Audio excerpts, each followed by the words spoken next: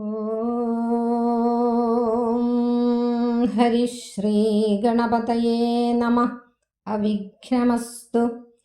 ശ്രീരാമ രാമ രാമ ശ്രീരാമചന്ദ്ര ജയ. ശ്രീരാമ രാമ രാമ ശ്രീരാമഭദ്ര ജയ. ശ്രീരാമ രാമ രാമ സീതാഭിരാമ രാമ. ശ്രീരാമ രാമ രാമ ലോകാഭിരാമ ജയ.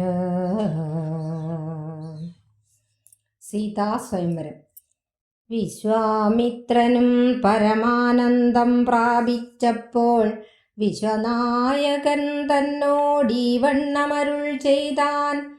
ബാലകന്മാരെ, പോക മിഥിലാപുരിക്കു നാം. കാലവും വൃഥാ കളഞ്ഞിടുകയരുതല്ലോ. യാഗവും മഹാദേവചാപവും കണ്ടു പിന്നെ വേഗമോടയോധ്യയും ബുക്കുതാതനെ കാണാം. ഇത്തരം അരുൾ ചെയ്തു ഗംഗയും കടന്നവർ സത്വരം ചെന്നു മിഥിലാപുരമകം ബുക്കു. മുനിനായകനായ കൗശികൻ വിശ്വാമിത്രൻ മുനിവാടം പ്രാപിച്ചതെന്നതു കേട്ട നേരം മനസ്സിനിറഞ്ഞൊരു പരമാനന്ദത്തോടും ജനകമഹീപതി സംഭ്രമസമന്വിതം പൂജാസാധനങ്ങളുമെടുത്തു ഭക്തിയോടും ആചാര്യനോടും ഋഷിവാടം പ്രാപിച്ച നേരം ആമോദപൂർവം പൂജിച്ചാചാരം പൂണ്ടു നിന്ന രാമലക്ഷ്മണന്മാരെ കാണായി നൃപേന്ദ്രനും. ചന്ദ്രസൂര്യന്മാരെന്ന പോലെ ഭൂപാലേശ്വര നന്ദനന്മാരെ കണ്ടു ചോദിച്ചു നൃപേന്ദ്രനും. കന്ദർപ്പൻ കണ്ടു വന്ദിച്ചിടിന ജഗദേക സുന്ദരന്മാരാം ഇവരാരെന്നു കേൾപ്പിക്കേണം. നരനാരായണന്മാരാകിയ മൂർത്തികളോ നരവീരാകാരം കൈക്കൊണ്ടു കാണായതിപ്പോൾ. വിശ്വാമിത്രനും അതു കേട്ടരുൾ ചെയ്തിടിനാൻ. വിശ്വസിച്ചാലും മമ വാക്യം നീ നരപതേ. വീരനാം ദശരഥൻ തന്നുടെ പുത്രന്മാരിൽ ശ്രീരാമൻ ജ്യേഷ്ഠനിവൻ, ലക്ഷ്മണൻ മൂന്നാമവൻ. എന്നുടെ യാഗം രക്ഷിച്ചിടുവാനിവരെ ഞാൻ ചെന്നുകൂട്ടിക്കൊണ്ടു പോന്നിടിനേനിതുകാലം. കാടകം പുക്ക നേരം വന്നൊരു നിശാചരി താടക തന്നെയൊരു ബാണം കൊണ്ട് എയ്തു കൊന്നാൻ. പേടിയും തീർന്നു സിദ്ധാശ്രമവും ബുക്കു. യാഗം ആടൽ കൂടാതെ രക്ഷിച്ചിടിനാൻ വഴി പോലെ. ശ്രീപാദാംബുജരജസ്പൃഷ്ടി കൊണ്ട ഹല്യതൻ പാപവും നശിപ്പിച്ചു പാവനയാക്കിയിടിനാൻ. പാരമേശ്വരമായ ചാപത്തെ കാൺമാനുള്ളിൽ പാരമാഗ്രഹമുണ്ട്, നീയതു കാട്ടിയിടേണം. ഇത്തരം വിശ്വാമിത്രൻ തന്നുടെ വാക്യം കേട്ടു സത്വരം ജനകനും പൂജിച്ചു വഴി പോലെ. സൽക്കാരയോഗ്യന്മാരാം രാജപുത്രന്മാരെ കണ്ട് ഉൾക്കുരുന്നിങ്കൽ പ്രീതി വർദ്ധിച്ച ജനകനും തന്നുടെ സജീവനെ വിളിച്ചു നിയോഗിച്ചു. ചെന്നു നീ വരുത്തേണം ഈശ്വരനുടെ ചാപം എന്നതു കേട്ടു മന്ത്രിപ്രവരൻ നടകൊണ്ടാൻ. അന്നേരം ജനകനും കൗശികനോടു ചൊന്നാൻ. രാജനന്ദനനായ ബാലകൻ രഘുവരൻ, രാജീവ വിലോചനൻ സുന്ദരൻ ദാശരഥി, വില്ലിതു കുലച്ചുടൻ വലിച്ചു മുറിച്ചിടിൽ വല്ലഭനിവൻ മമ നന്ദനയ്ക്കെന്നു നൂനം. എല്ലാം ഈശ്വരനെന്നേ ചൊല്ലാവതെനിക്കിപ്പോൾ വില്ലിഹ വരുത്തിയിടുകെന്നരുൾ ചെയ്തു മുനി. കിങ്കരന്മാരെ നിയോഗിച്ചിതു മഹീന്ദ്രനും ഹൂങ്കാരത്തോടു വന്നു ചാപവാഹകന്മാരും. സത്വരം 5000 കിങ്കരന്മാരും കൂടി മൃത്യുശാസന ചാപം എടുത്തുകൊണ്ടുവന്നാർ. ഖണ്ഡാസഹസ്രമണി വസ്ത്രാദി വിഭൂഷിതം കണ്ടാലും ത്രയംബകമെന്നിതു മഹിമന്ത്രീന്ദ്രനും.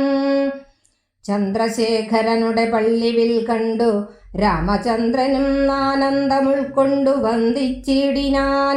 വില്ലെടുക്കാമോ കുലച്ചിടാമോ വലിക്കാമോ ചൊല്ലുകെന്നതു കേട്ട് ചൊല്ലിനാൻ വിശ്വാമിത്രൻ. എല്ലാമാം ആകുന്നത് ചെയ്താലും മടിക്കേണ്ട, കല്യാണം ഇതുമൂലം വന്നുകൂടിയിടുമല്ലോ. മന്ദഹാസവും പൂണ്ടു രാഘവനതു കേട്ടു മന്ദം മന്ദം പോയി ചെന്നു നിന്നു കണ്ടിതു ചാപം. ജ്വലിച്ച തേജസ്സോടുമെടുത്തു വേഗത്തോടെ കുലച്ചു വലിച്ചുടൻ മുറിച്ചു ജിതശ്രമം. നിന്നരുളുന്ന നേരം ഈരേഴു ലോകങ്ങളും ഒന്നു മാറ്റൊലിക്കൊണ്ടു വിസ്മയപ്പെട്ടു ജനം. പാട്ടുപാട്ടവും കൂത്തും പുഷ്പവൃഷ്ടിയും ഓരോ കൂട്ടമേ വാദ്യങ്ങളും മംഗളസ്തുതികളും. ദേവകളൊക്കെ പരമാനന്ദം പൂണ്ടു ദേവദേവനെ സേവിക്കയും അപ്സര സ്ത്രീകളെല്ലാം ഉത്സാഹം കൈക്കൊണ്ട് വിശ്വേശ്വരനുടെ വിവാഹോത്സവാരംഭഘോഷം കണ്ടു കൗതുകം പൂണ്ടാർ. ജനകൻ ജഗൽ സ്വാമിയാകിയ ഭഗവാനെ ജനസംസതി ഗാഠാശ്ലേഷവും ചെയ്താനല്ലോ. ഇടിവെട്ടിയിടും വണ്ണം വിൽമുറിഞ്ഞൊച്ച കേട്ട് നടുങ്ങി രാജാക്കന്മാരുരകങ്ങളെപ്പോലെ. മൈഥിലി മയിൽപേട പോലെ സന്തോഷം പൂണ്ടാൽ കൗതുകമുണ്ടായി വന്നു ചേതസി കൗശികനും. മൈഥിലി തന്നെ പരിചാരികമാരും നിജമാതാക്കന്മാരും കൂടി നന്നായി ചമയിച്ചാർ. സ്വർണവർണ്ണത്തെ പൂണ്ട മൈഥിലി മനോഹരി സ്വർണഭൂഷണങ്ങളും അണിഞ്ഞു ശോഭയോടെ സ്വർണമാലയും ധരിച്ചാദരാൽ മന്ദം മന്ദം അർണോജനേത്രൻ മുൻപിൽ സത്രപം വിനീതയായി വന്നുടൻ നേത്രോൽപലമാലയുമിട്ടാൾ മുന്നേ. പിന്നാലെ വരണാർത്ഥമാലയുമിട്ടിടിനാൾ. മാലയും ധരിച്ചു നീലോൽപലകാന്തി തേടും ബാലകൻ ശ്രീരാമനും ഏറ്റവും വിളങ്ങിനാൻ. ഭൂമി നന്ദനയ്ക്കനുരൂപയായി ശോഭിച്ചിടും ഭൂമിപാലകൻ ബാലൻ തന്നെ കണ്ടവർകളും ആനന്ദാംബുധി തന്നിൽ വീണുടൻ മുഴുകിനാർ. മാനവവീരൻ വാഴ്കന്നാശിയും ചൊല്ലിയിടിനാർ. അന്നേരം വിശ്വാമിത്രൻ തന്നോടു ജനകനും വന്ദിച്ചു ചൊന്നാൻ. ഇനി കാലത്തെ കളയാതെ പത്രവും കൊടുത്തയച്ചിടണം ദൂതന്മാരെ സത്വരം ദശരഥ ഭൂപനെ വരുത്തുവാൻ. എല്ലാവർക്കും ആത്മപ്രണാമം. ഓം നമഃ ശിവായ. ശ്രീരാമചന്ദ്ര പ്രഭുവിൻ്റെ അനുഗ്രഹം എല്ലാവർക്കും ഉണ്ടാകട്ടെ. നമ്മുടെ രാമായണ ക്ലാസ് തുടരുകയാണ്. കഴിഞ്ഞ ക്ലാസ്സിൽ നാം കണ്ടത് അഹല്യ മോക്ഷവും അഹല്യാസ്തുതിയുമാണ്. അപ്പോൾ അഹല്യാസ്തുതി ഭക്തിപൂർവം ആരൊക്കെ ഏതു മനുഷ്യരാണോ ജപിക്കുന്നത് അവർക്ക് സകല പാപങ്ങളും നശിച്ച് പരമമായ ബ്രഹ്മാനന്ദം പ്രാപിക്കും എന്നുള്ള കാര്യമാണ് നാം കണ്ടത്. തുടർന്ന് സീതാ സ്വയംവരമാണ്. നോക്കൂ, വിശ്വാമിത്രനും പരമാനന്ദം പ്രാപിച്ചപ്പോൾ വിശ്വനായകൻ തന്നോട് ഈ വണ്ണം അരുൾ ചെയ്താൻ. ഇപ്പോൾ നേരത്തെ നാം പറഞ്ഞ അഹല്യാമോക്ഷവും അഹല്യാസ്തുതിയും ഒക്കെ കണ്ട് ശ്രീരാമചന്ദ്ര പ്രഭുവിൻ്റെ ആ ഒരു മഹത്വവും ഭഗവാന്റെ ആ ലീലാവിലാസങ്ങളുമൊക്കെ കണ്ട് വിശ്വാമിത്രന് വളരെയധികം സന്തോഷമുണ്ടായി, അത്യാഹ്ലാദമുണ്ടായി. അങ്ങനെ ശ്രീരാമചന്ദ്രനോട് പറയുകയാണ്, ബാലകന്മാരെ പോക മിഥിലാപുരിക്ക് നാം കാലവും വൃഥാ കളഞ്ഞിടുകയരുതല്ലോ. അല്ലയോ ബാലകന്മാരെ, ഇനി നമുക്ക് സമയം അധികം കളയാനില്ല. വേഗം തന്നെ മിഥിലാപുരിയിലേക്ക് പോകണം. അവിടെ എന്താണ് നടക്കുന്നത്? അവിടെ യാഗമുണ്ട്. യാഗവും മഹാദേവ ചാപവും കണ്ട് പിന്നെ വേഗമോട് അയോധ്യയും ബുക്ക് താതനെ കാണാം. മിഥിലയില് മഹാദേവന്റെ ചാപമുണ്ട്, വില്ലുണ്ട്. ത്രയംബകം എന്ന മഹത്തായ വില്ലുണ്ട്. ആ വില്ല് കാണണം. അതുപോലെ തന്നെ അവിടെ ഒരു യാഗവും നടക്കുന്നുണ്ട്. ഇതിൽ രണ്ടിലും പങ്കെടുക്കണം. അതിനുശേഷം വേഗമോട് അയോധ്യ ബുക്ക് താതനെ കാണാം. അതിനുശേഷം വളരെ വേഗം നമുക്ക് അയോധ്യയിലേക്ക് പോയിട്ട് പിതാവായ ദശരഥ മഹാരാജാവിനെ കാണാം എന്ന് പറഞ്ഞു. ഇത്തരം അരുൾ ചെയ്തു ഗംഗയും കടന്നവർ സത്വരം ചെന്ന് മിഥിലാപുരം അകമ്പുക്കും. ഇങ്ങനെ പറഞ്ഞതിന് ശേഷം അവർ വേഗം തന്നെ ഗംഗാനദിയൊക്കെ തരണം ചെയ്ത് മിഥിലാപുരിയിലേക്ക് എത്തുകയുണ്ടായി. മുനിനായകനായ കൗശികൻ വിശ്വാമിത്രൻ മുനിവാടം പ്രാപിച്ചിതെന്നതു കേട്ട നേരം മനസ്സി നിറഞ്ഞൊരു പരമാനന്ദത്തോടും ജനകമഹീപതി സംഭ്രമസമന്വിതം പൂജാസാധനങ്ങളും എടുത്ത് ഭക്തിയോടും ആചാര്യനോടും ഋഷിവാടം പ്രാപിച്ച നേരം. അപ്പോൾ മിഥിലയിലേക്ക് എത്തിയ സമയത്ത് മുനിശ്രേഷ്ഠനായ വിശ്വാമിത്രൻ ആശ്രമ പ്രദേശത്ത് എത്തിയിട്ടുണ്ട് എന്നുള്ള കാര്യം അറിഞ്ഞ് ആ ജനക മഹാരാജാവ് അത്യധികമായ ആനന്ദത്തോടും ഭക്തിയോടും പരിഭ്രമത്തോടും കൂടി, മഹർഷീശ്വരനാണ്, മുനിനായകനായ കൗശികനാണ് എത്തിയിരിക്കുന്നത്, അതുകൊണ്ട് തന്നെ കുറച്ച് പരിഭ്രമമുണ്ട്. അങ്ങനെ പൂജാസാധന, അദ്ദേഹത്തെ പൂജിക്കാനുള്ള സാധന സാമഗ്രികൾക്കുമായിട്ട് ഗുരുവും ഒന്നിച്ച് ആശ്രമത്തിലേക്ക് എത്തുകയാണ് ചെയ്യുന്നത്. അവിടെ ആമോദപൂർവം പൂജിച്ച് ആചാരം പൂണ്ടു നിന്ന രാമലക്ഷ്മണന്മാരെ കാണായി നൃപേന്ദ്രനും. അവിടെ എത്തിയപ്പോഴാണ് ഗുരുപൂജ സന്തോഷപൂർവ്വം നിർവഹിച്ചുകൊണ്ട് ആചാര്യ മര്യാദകളോടൊക്കെ കൂടിയിട്ട് നിൽക്കുന്ന ശ്രീരാമനെയും ലക്ഷ്മണനെയും ജനകൻ കാണുകയുണ്ടായി. എന്ന പോലെ ഭൂപാലേശ്വര നന്ദനന്മാരെ കണ്ട് ചോദിച്ചു നൃപേന്ദ്രനും, കന്ദർപ്പൻ കണ്ട് വന്ദിച്ചിടിന ജഗദേക സുന്ദരന്മാർ ഇവർ ആരാണെന്ന് കേൾപ്പിക്കണം.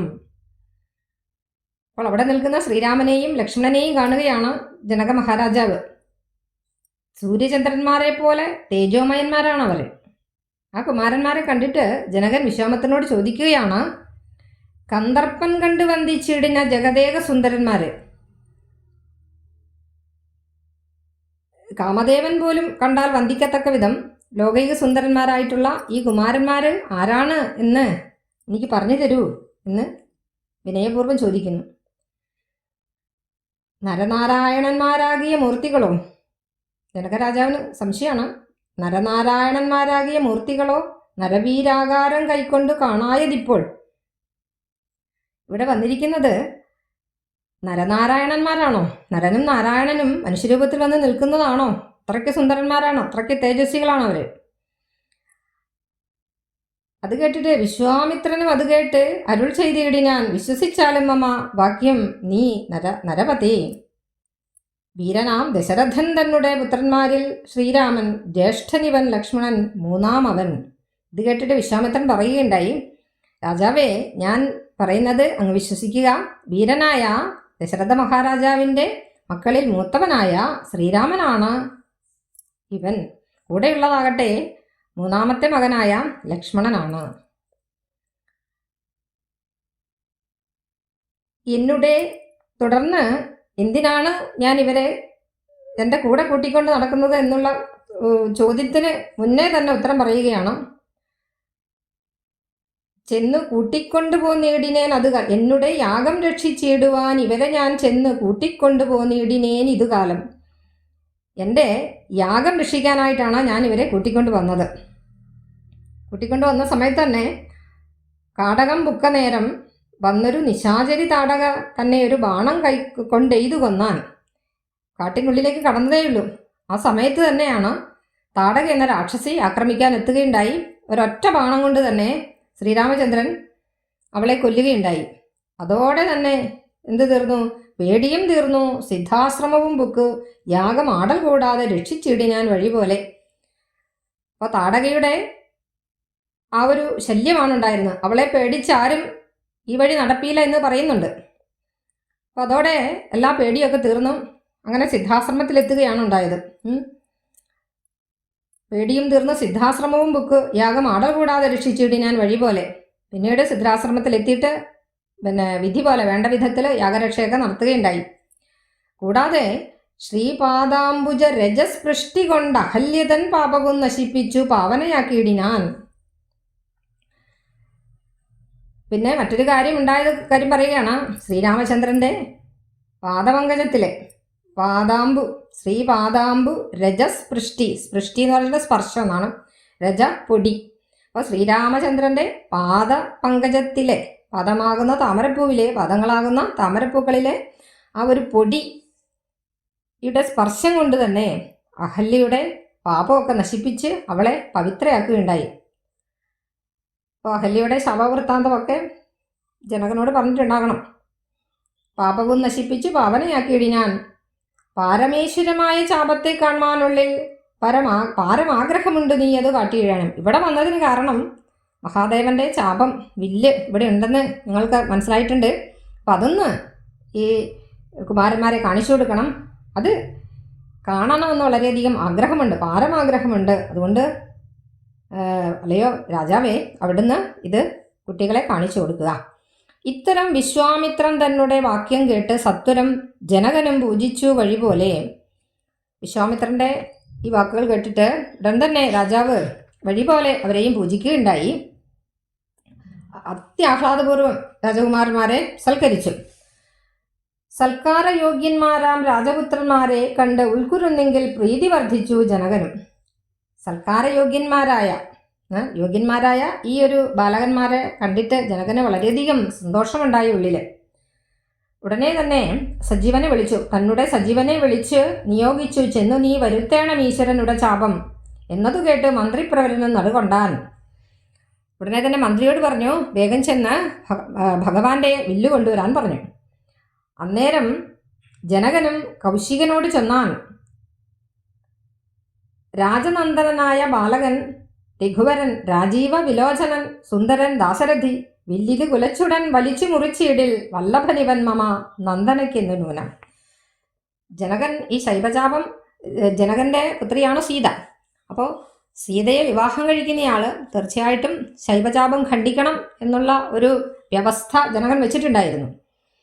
അപ്പോഴാണ് രാമലക്ഷ്മണന്മാരിവിടെ എത്തുന്നത്. അപ്പോൾ രാമൻ കൗശികനോട് ജനകൻ പറയുകയാണ്, രാജനന്ദനായ ഈ ബാലകൻ ആയ ഈ രഘുവരൻ, രാജീവലോചൻ, താമരക്കണ്ണനായ ഈ രാമൻ തീർച്ചയായിട്ടും ഈ ഒരു വില്ലെടുത്ത് കുലച്ച് അതിൽ ഞാണുകെട്ടി വലിച്ചു മുറിക്കുകയാണെങ്കിൽ എൻ്റെ നന്ദനയ്ക്ക്, എൻ്റെ പുത്രിക്ക് തീർച്ചയായിട്ടും ഇദ്ദേഹം തന്നെയാണ് വരനെന്ന്. അത് കേട്ടിട്ട് വിശ്വാമിത്രൻ എന്താണ് പറഞ്ഞത്? എല്ലാം ഈശ്വരൻ എന്നേ ചൊല്ലാവിതെനിക്കിപ്പോൾ വില്ലിഹ വരുത്തിയിടുക എന്നരുളി ചെയ്തു മുനി. അപ്പോൾ വിശ്വാമിത്രൻ പറഞ്ഞു, എല്ലാം ഈശ്വരനിശ്ചയമാണെന്ന് മാത്രമേ എനിക്കിപ്പോൾ പറയാൻ പറ്റുള്ളൂ, ഏതായാലും വില്ല് വരുത്തുക എന്ന് പറയുകയുണ്ടായി. അപ്പോൾ വിശ്വാമിത്രൻ വില്ലിത് വരുത്തുക എന്ന് പറഞ്ഞപ്പോൾ ഉടനെ തന്നെ കിങ്കരന്മാരെ നിയോഗിച്ചു. രാജാവ് കിങ്കരന്മാരോട് പറഞ്ഞു വില്ല് കൊണ്ടുവരാൻ. അതേ സമയത്ത് ഹുങ്കാരത്തോടുകൂടി അപ്പോൾ ചാപവും വഹിച്ചുകൊണ്ട് കിങ്കരന്മാരവിടെ വരികയുണ്ടായി. അപ്പോൾ ചാപവാഹകന്മാരും ശാപം വഹിച്ചുകൊണ്ട് വരുന്നവരും 5000 കിങ്കരന്മാരും കൂടിയിട്ട് ഹൂങ്കാരത്തോടെ, ഹൂങ്കാര ശബ്ദത്തിലാണ് ശൈവചാപം എടുത്തുകൊണ്ട് വരുന്നത്. മൃത്യുശാസന ചാപമാണ്. മൃത്യുവിനെ ശാസിച്ചവനായ ആ പരമേശ്വരൻ്റെ ചാപം വില്ല് എടുത്തുകൊണ്ട് വരികയാണ്. തുടർന്ന് ഖണ്ഡാ സഹസ്രമണി വസ്ത്രാദി വിഭൂഷിതം കണ്ടാലും ത്രയംബകമെന്നിതും മന്ത്രീന്ദ്രനും. മന്ത്രി എന്നിട്ട് പറയുകയുണ്ടായി, ഖണ്ഡാസഹസ്രമണി, ഖണ്ഡാസഹസ്രം, ആയിരക്കണക്കിന് മണികള്, രത്നങ്ങള്, വസ്ത്രാദികള്, വിഭൂഷണങ്ങള്, ഇതൊക്കെ അലങ്കരിച്ചുകൊണ്ടാണ്, വിഭൂഷിതമായിട്ടാണ് ആ വില്ല് കൊണ്ടുവരുന്നത്. മണികള്, രത്നങ്ങള്, വസ്ത്രങ്ങള് എന്നിവയൊക്കെ കൊണ്ട് അലങ്കരിച്ച ആ ത്രയംബകം വില്ല് കണ്ടാലും എന്ന് മന്ത്രി പറയുകയുണ്ടായി. അത്രയും പവിത്രമായ ആ വില്ല് ചന്ദ്രശേഖരനുടെ പള്ളിവിൽ കണ്ട് രാമചന്ദ്രനും ആനന്ദം ഉൾക്കൊണ്ട് വന്ദിച്ചിടിനാൻ. പരമശിവന്റെ ആ വില്ല്, ആ പള്ളിവില്ല് കണ്ടിട്ട് ശ്രീരാമചന്ദ്രന് വളരെയധികം ആഹ്ലാദമുണ്ടായി. അദ്ദേഹം ആ വില്ലിൻ്റെ അടുത്ത് പോയി വില്ലിനെ വന്ദിക്കുകയാണ്. വില്ലെടുക്കാമോ, കുലച്ചിടാമോ, വലിക്കാമോ ചൊല്ലുകെന്നത് കേട്ട് ചൊല്ലിനാൻ വിശ്വാമിത്രൻ. എന്നിട്ട് ശ്രീരാമചന്ദ്രൻ തൻ്റെ ഗുരുവിൻ്റെ അനുജ്ഞപ്രകാരമേ എന്തും ചെയ്യൂ. ഗുരുവിനോട് ചോദിക്കുകയാണ്, ഗുരു, എനിക്ക് ഈ വില്ലെടുക്കാമോ, ഇതൊന്ന് കുലയ്ക്കാമോ, ഇതിൻ്റെ ഞാണ് കെട്ടി അതൊന്ന് വലിക്കാമോ എന്നൊക്കെ ചോദിച്ചു. അപ്പോൾ വിശ്വാമിത്രൻ പറയുകയാണ്, എല്ലാമാം ആകുന്നത് ചെയ്താലും മടിക്കേണ്ട, കല്യാണം ഇതുമൂലം വന്നുകൂടിയിടുമല്ലോ. എല്ലാം ആകാം, കഴിയുന്നത് ചെയ്യൂ, മടിക്കേണ്ട, ഇതുമൂലം കല്യാണം ഉണ്ടാകും എന്ന് വിശ്വാമിത്രൻ പറഞ്ഞു. ഈ കല്യാണം എന്നുള്ളത് രണ്ടർത്ഥത്തിലെടുക്കാം. കല്യാണം ശുഭകരമായ കാര്യം ഉണ്ടാകുമെന്നും കല്യാണം നടക്കും, സീതാ സ്വയംവരം നടക്കുമെന്നുള്ള കാര്യവും കൂടെ അവിടെ സൂചനയുണ്ട്. മന്ദഹാസവും പൂണ്ട് രാഘവൻ അത് കേട്ട് മന്ദം മന്ദം പോയി ചെന്നു നിന്നു കണ്ടിതു ചാപം. അപ്പോൾ ശ്രീരാമൻ പുഞ്ചിരി തൂക്കിക്കൊണ്ട് മെല്ലെ മെല്ലെ നടന്ന് ആ ചാപത്തിൻ്റെ അടുത്തേക്ക് ചെന്ന് ആ ചാപം നോക്കി അങ്ങനെ നിൽക്കുകയാണ്. ജ്വലിച്ച തേജസ്സോടും എടുത്തു വേഗത്തോടെ കുലച്ചു വലിച്ചുടൻ മുറിച്ചു ജിതശ്രമം. ഉടനെ തന്നെ ഉജ്ജ്വലമായ തേജസ്സോടുകൂടി വളരെ വേഗം അനായാസേന ആ വില്ലെടുത്ത് കുലച്ച് വലിച്ച് ഞാണ് കെട്ടിയപ്പോൾ തന്നെ അത് മുറിഞ്ഞു വീണു. അപ്പോൾ എന്താണ് സംഭവിച്ചത് അവിടെ? അങ്ങനെ നിന്നരുളുന്ന നേരം ഈരേഴു ലോകങ്ങളും ഒന്ന് മാറ്റൊലിക്കൊണ്ടു വിസ്മയപ്പെട്ടു ജനം. അപ്പോൾ ആ വില്ല് മുറിഞ്ഞു വീഴുന്ന ഒച്ച കേട്ടിട്ട് മൂന്ന് ലോകവും, ഈരേഴു ലോകവും, മൂന്ന് ലോകമല്ല, ഈരേഴ് 14 ലോകവും അതിൻ്റെ മാറ്റൊലി, അതിൻ്റെ പ്രതിധ്വനി കൊണ്ടു. ആ വില്ല് മുറിഞ്ഞ ഒച്ച 14 ലോകത്തിലും മുഴങ്ങി എന്ന് സാരം.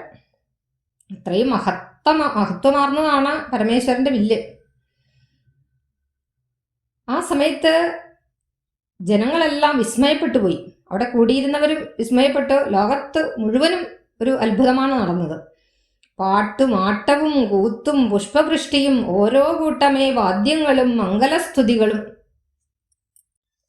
അപ്പോൾ അവിടെ പാട്ട്, ആട്ടം, കൂത്ത്, പൂമഴ, വാദ്യഘോഷങ്ങൾ, മംഗളസ്തുതികൾ എന്നിവയോടെ ശ്രീരാമചന്ദ്രനെ സ്തുതിക്കുകയാണ് അവിടെ. പാട്ടും ആട്ടവും കൂത്തും പുഷ്പവൃഷ്ടിയും ഓരോ കൂട്ടമേ വാദ്യങ്ങളും മംഗലസ്തുതികളും. ദേവകളൊക്കെ പരമാനന്ദം പൂണ്ടു ദേവദേവനെ സേവിക്കുകയും അപ്സര സ്ത്രീകളെല്ലാം ഉത്സാഹം കൈക്കൊണ്ട് വിശ്വേശ്വരനുടെ വിവാഹോത്സവ ആരംഭഘോഷം കണ്ട് കൗതുകം പൂണ്ടാർ. അപ്സരസുകള് വളരെ ഉത്സാഹത്തോടുകൂടി ലോകനാഥനായ ശ്രീരാമന്റെ വിവാഹ മഹോത്സവ ആരംഭഘോഷം കണ്ട് സന്തോഷിക്കുകയാണ്. ദേവന്മാരടക്കം, ദേവന്മാർക്കും വളരെയധികം സന്തോഷമുണ്ടായി. ദേവന്മാർക്ക് സന്തോഷമുണ്ടാകാൻ കാരണം രാവണന്റെയും മറ്റ് രാക്ഷസന്മാരുടെയും ശല്യം അവസാനിക്കാൻ പോവുകയാണ്, ഞങ്ങൾക്ക് തങ്ങൾ സുരക്ഷിതരാകാൻ പോവുകയാണ് എന്നുള്ള സന്തോഷമാണ് ദേവന്മാർക്ക്. അങ്ങനെ ജനകൻ ജഗൽസ്വാമിയാകിയ ഭഗവാനെ ജനസംസതി ഗാഠാശ്ലേഷവും ചെയ്താനല്ലോ. ജനകൻ ആ ജനസഭയിൽ വെച്ച് തന്നെ, ആ സഭയിൽ വെച്ച് തന്നെ ലോകനാഥനായ ഭഗവാൻ ശ്രീരാമനെ ഗാഠാശ്ലേഷം ചെയ്ത് ഇറുകെ പിണരുകയുണ്ടായി. തുടർന്ന് ഇടിവെട്ടിയിടും വണ്ണം വിൽമുറിഞ്ഞൊച്ച കേട്ടു നടുങ്ങി രാജാക്കന്മാർ ഉരകങ്ങളെപ്പോലെ. മൈഥിലി മയിൽപ്പേട പോലെ സന്തോഷം പൂണ്ടാൾ, കൗതുകമുണ്ടായി വന്നു ചേതസി കൗശികനും. അപ്പോൾ ഇടിവെട്ടും പോലെയാണ് ശൈവചാപം മുറിഞ്ഞത്.